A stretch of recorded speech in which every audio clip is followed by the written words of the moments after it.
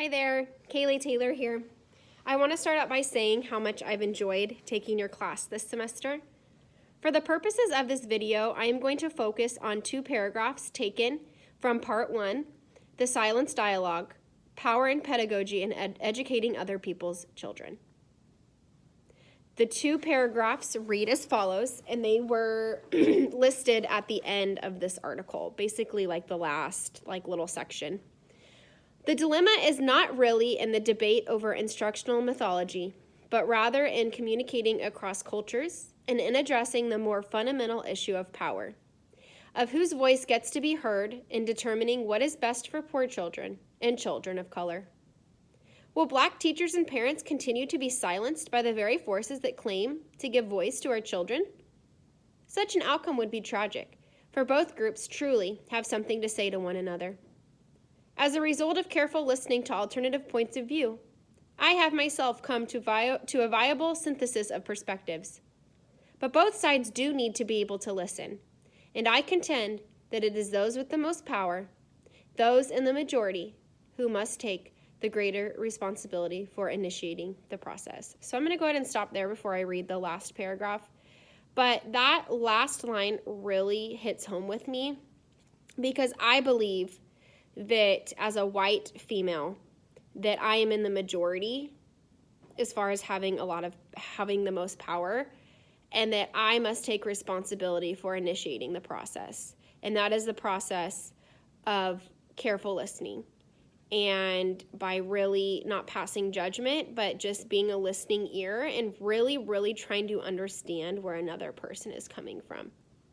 I also believe that careful listening means that we're not trying to say what we feel to that person necessarily, or try to basically try to tell them what we think they should be feeling. Because ultimately, unless we've actually walked in that person's shoes and we've been in that situation, we don't actually know what they're feeling. And so to discredit their viewpoints based on what we think, how they think we should feel, then I think that that's really wrong because we truly don't understand unless we've walked it ourselves. I'm going to keep reading the second paragraph. This part really, really stuck out to me, and I really love what the author has to say here, what Delpit has to say. To do so takes a very special kind of listening that requires not only open eyes and ears, but open hearts and minds. We do not really see through our eyes, or hear through our ears, but through our beliefs.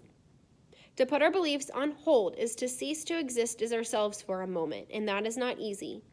It is painful as well because it means turning yourself inside out, giving up your own sense of who you are and being willing to see yourself in the unflattering light of another's angry gaze. It is not easy, but it is the only way to learn what it might feel like to be someone else, and the only way to start the dialogue. So I really connected with this.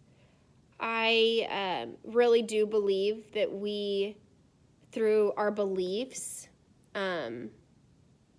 that's how we see the world based on where we come from and how we're raised.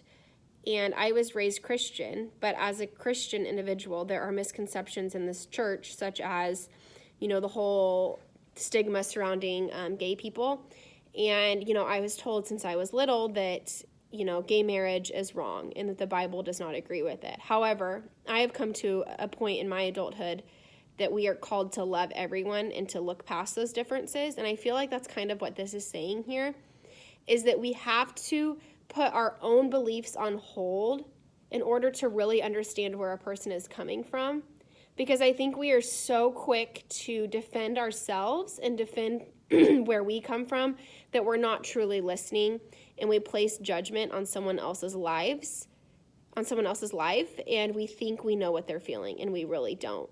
And that takes us, we need to be careful listeners. It takes us to take a step back and to really, truly focus on them and what they're trying to say. My time is about up, so I'm going to go ahead and stop. Thank you so much.